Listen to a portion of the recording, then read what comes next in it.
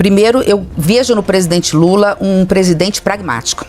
Ele tem as suas posições ideológicas, ele tem as suas posições político-partidárias que são diferentes das minhas, mas quando ele percebe que ao tentar colocar aquilo que ele pensa, há uma reação, não é no mercado, no mesmo na classe política, que é negativa para o próprio governo, ele tem a capacidade de recuar e falar, bom, então aqui eu não posso ir. Eu não me sinto incomodada, porque eu não me incomodo com um presidente que, eleito pelo povo democraticamente, fala aquilo que pensa e tenta implantar aquilo que pensa. Numa democracia, aí está a beleza da democracia, nós temos forças políticas, porque somos 3 poderes independentes que fazem o equilíbrio nessa balança. Então, se o presidente aponta um determinado caminho, seja de que forma for, e há uma reação negativa da classe política e depois se restabelece esse equilíbrio, repito, tendo ele sido eleito pelo povo democraticamente como foi, o posicionamento dele tem que ser respeitado, da mesma forma como ele respeita o meu posicionamento, que penso diferente dele,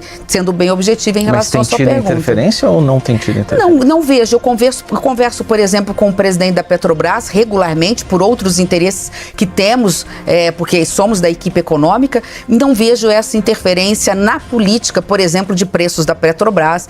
Tanto é que a Petrobras, falou-se muito, caiu, né, perdeu 50 bilhões, que recupera-se em 15 dias, mas ninguém viu que teve o segundo maior valor histórico da série nos últimos anos.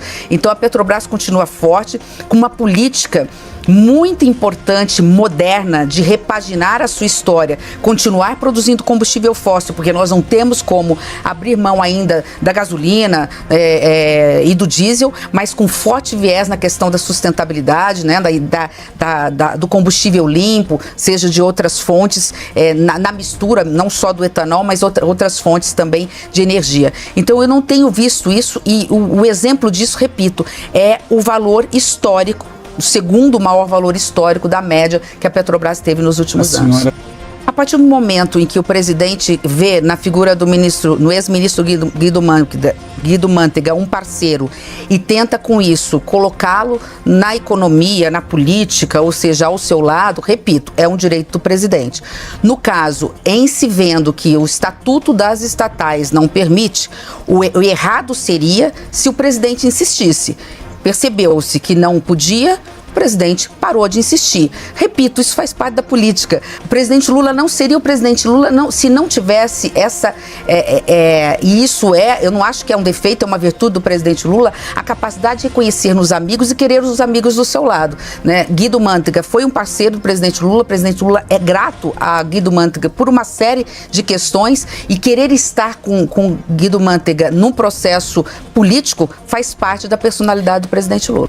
Bom, primeiro que essa inflação de alimentos, ela é sazonal.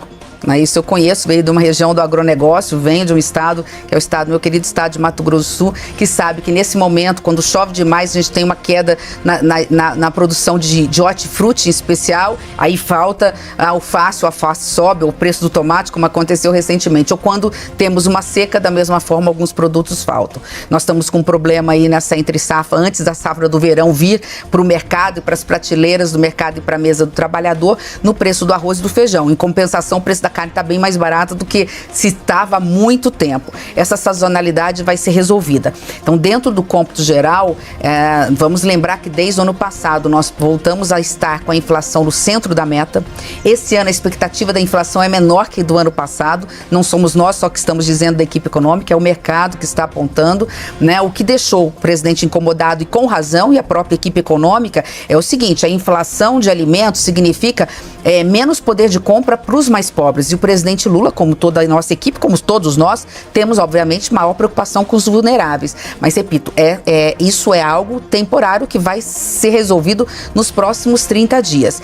A preocupação, ela é maior em relação aos alimentos, né? Nós temos que continuar investindo e não pode faltar recursos para o Plano Safra, né? Para que o agronegócio possa pegar financiamento mais barato, produzir mais barato, comprar insumos e fertilizantes mais barato, para ter uma produção que possa garantir preços menores. A política de preços mínimos não é uma política ruim, é uma política boa. Temos que investir em mais silos, que o Brasil deixou de produzir silos, que é o que garante você estocar produtos, né? Você ter estoque de produtos para quando o produto, o alimento, aconteceu agora com arroz e com feijão, né? Sobe muito, eu ter estoque para colocar no mercado e não deixar o preço do arroz e do feijão subir. Isso é natural, o Brasil sempre fez. Agora está tendo dificuldade porque não tem silos. Enfim, essas políticas públicas estão no radar do mapa, estão no radar da equipe econômica também. A senhora desmistifica um pouco essa questão da inflação dos alimentos, mas a última reunião do Copom gerou um alerta de que, olha, vamos começar a diminuir o ritmo de queda da Selic, normal. Agora, aparentemente, essa taxa vai parar ali em torno de 9%. Dá para ir além e baixar mais? À medida que a inflação do Brasil está menor do que estava no passado, é óbvio que dá sob pena de eu continuar tendo os maiores juros reais do mundo. Então, assim, nós saímos de 13,75 para 10,75, portanto, diminuímos 3% a taxa de juros no Brasil, aí nesse universo aí de um ano e pouquinho, mas ao mesmo tempo os juros reais no Brasil caíram. Ora, se os juros reais do Brasil caem e a taxa de juros continua aí caindo lentamente, eu continuo tendo a taxa de juros real mais alta do mundo. Então, nesse aspecto, eu entendo a autonomia do Banco Central, eu concordo com a autonomia do Banco Central, é outra divergência que eu tenho dentro da equipe econômica, de parte da equipe econômica. Eu votei a favor da autonomia do Banco Central e faria de novo, né? Mas eu preciso entender esse comunicado, quer dizer, qual foi o recado que ele quis dizer, se o próprio Banco Central fala que a inflação desse ano no Brasil vai ser menor que a do ano passado. Então, 9%, o que mudou? 9% não deve ser o piso. Não pode ser o piso. Porque o que mudou? Ele só pode ser o piso, Daniel, se nós, a partir do segundo semestre, começarmos a dar outros sinais que não os sinais que estamos dando. Porque o Banco Central não está analisando só o preço dos alimentos ou a inflação. O Banco Central está de olho na política fiscal do governo. O que a ministra Simone, o que o ministro Haddad, o que a equipe econômica estão fazendo para controlar a dívida pública do Brasil em relação ao PIB, para controlar também a inflação, é óbvio, isso tem impacto, mas para garantir segurança jurídica, previsibilidade para o mercado e não gastar mais do que se tem. A senhora é o grilo falante, como comentou, né? A senhora defende a autonomia financeira do Banco Central? Depende de que condições. Não das condições que estão colocadas no Senado agora. Não. Dar para o Senado, né, esse poder você está falando daquela PEC que está circulando, que nem chegou nas nossas mãos e não tem a anuência da equipe econômica do governo. Nós podemos até falar de ter alguma forma, quem sabe, por exemplo, controlada pelo próprio CMNE, que são 2 ministros do governo, ou seja, de qualquer governo, mais o presidente do Banco Central discutindo, para poder discutir a questão de reajuste de servidores, poder utilizar o orçamento do Banco Central de uma forma mais autônoma, inclusive distensionando o fiscal, quer dizer, distensionando o orçamento brasileiro. A gente pode até discutir uma PEC nesse sentido, mas dar um poder para uma classe política, e eu fui do Senado há 8 anos, tenho o maior respeito pelo Senado Federal, continuo sendo, meu pai presidiu aquela casa, acho que, assim, o poder mais democrático do Brasil nunca é o executivo, sempre é o legislativo, porque ali você tem todas as matizes ideológicas, ali você vota, o povo vota como quiser, seja pela religião, seja pela fala, seja pelo posicionamento que um parlamentar tem. Mas não é atribuição do Senado Federal, nem do Congresso Nacional, discutir, por exemplo, reajuste de servidores, o orçamento de um órgão que não um órgão linkado, vinculado ao poder legislativo. Eu não sei o que vem pela frente, quer dizer, o papel cabe tudo, né? Precisa analisar no papel e depois colocar em prática e ver se isso realmente é viável. Eu não interdito o debate, né? Eu não acho que é um debate interditado. A gente pode discutir autonomia financeira, orçamentária, especialmente orçamentária, que é disso que se trata no caso do Banco Central, desde que tenha o controle da equipe econômica, no caso do governo do presidente Lula, mas de qualquer governo no futuro, porque a gente sabe que a lei é perene, a lei vai permanecer, entra governo, sai governo. Desde que tenha essa decisão final, por exemplo, cada passo sendo decidido de comum acordo entre Banco Central e equipe econômica, por exemplo, no CME, onde são 3 votos, a gente pode discutir o assunto. Mas, repito,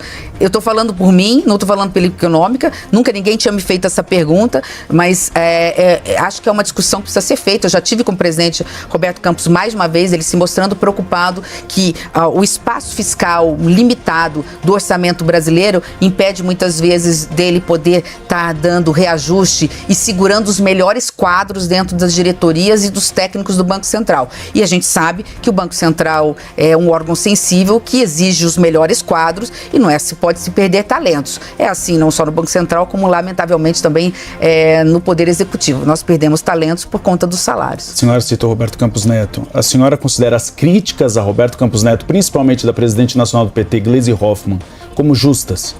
Eu não tenho acompanhado o que Gleisi está fazendo, a gente está muito envolvido em outras coisas. Mas, de novo, assim, eu confesso, realmente peço desculpas a quem está nos acompanhando, porque eu não sei o que Gleisi falou, né? Mas, de novo, dentro de uma democracia onde você tem direito à liberdade de expressão, só uma coisa é interditada: você imputar a alguém um crime. Então, caluniar, difamar, injuriar alguém, que é o que lamentavelmente na verdade, do Banco Central. O que lamentavelmente acontece nas redes sociais, que esse é um câncer e algo que nós temos que ter coragem de enfrentar.